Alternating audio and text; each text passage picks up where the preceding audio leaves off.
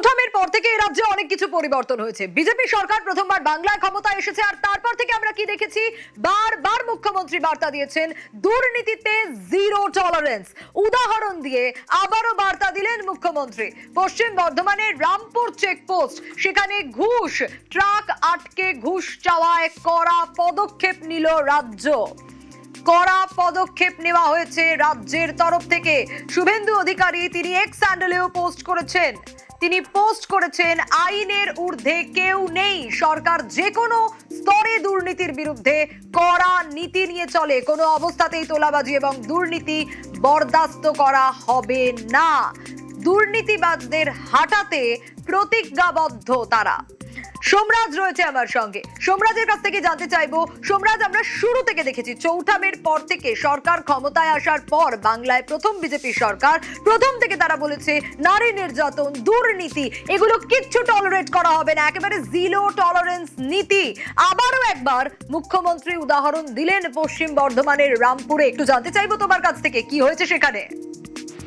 দেখো, মুখ্যমন্ত্রী শুভেন্দু অধিকারী একটা বিষয় স্পষ্ট করে দিয়েছেন, আইনের ঊর্ধ্বে কেউ নয়, এবং নয়া সরকার দুর্নীতি নিয়ে জিরো টলারেন্স যে নীতি নিয়েছে সেই নীতি বজায় রয়েছে। এবং উদাহরণ তুলে ধরে এবার রাজ্যের সরকারি আধিকারিকদের সতর্ক করলেন মুখ্যমন্ত্রী শুভেন্দু অধিকারী।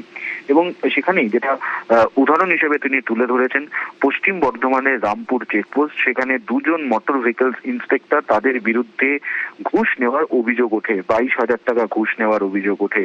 এবং সেই অভিযোগ আসার পরে রাজ্য পরিবহন দপ্তরের তরফে কড়া পদক্ষেপ নেওয়া হয়েছে দুজন মোটর ভেহিকল ইন্সপেক্টরের বিরুদ্ধে। তাদেরকে দ্রুত সাসপেন্ড করা হয়েছে, এবং শুধু তাই নয়, anti corruption branch, anti corruption bureau তাদের বিরুদ্ধে তদন্ত করবে এবং ফৌজদারি তদন্তও তাদের বিরুদ্ধে করা হবে। এবং আগামী দিনে কোনো সরকারি আধিকারিকের বিরুদ্ধেও যদি এই ধরনের কোনো অভিযোগ ওঠে, তাহলেও সেটা রেয়াত করা হবে না। মুখ্যমন্ত্রী শুভেন্দু অধিকারী সেটাও স্পষ্ট করে দিয়েছেন, কারণ নয়া সরকার দুর্নীতির বিরুদ্ধে জিরো টলারেন্স নীতি নিয়েছে।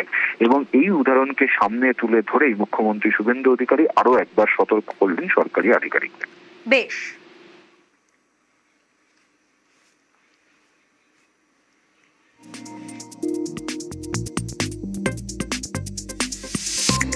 একটা গাড়ির কাছ থেকে টাকা তুললে দুটোকে সাসপেন্ড করেছি, অ্যারেস্ট করব।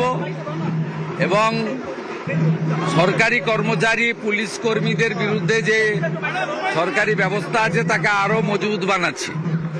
একদম আমার কাছে মেসেজ ডাইরেক্ট এলেই সাসপেন্ড হবে, অ্যারেস্ট হবে। টোল ফ্রি নাম্বারও চালু হচ্ছে। সব সিন্ডিকেট, বালি, কয়লা, পাথর, সুপারি, যেখানে যা টোল ফ্রিতে জানাবেন, নবান্নতে কন্ট্রোল রুম, ধরবো, অ্যারেস্ট করব, সাসপেন্ড করব, বাড়ি পাঠাবো। কালকে আমার কাছে বিকেলে এসছে, আমি রাতেই সাসপেন্ড করিয়েছি মোটর ভেহিকল ইন্সপেক্টর। কোনো ছাড়াছাড়ির সিন নেই, সব বন্ধ, হাত পাতা বন্ধ।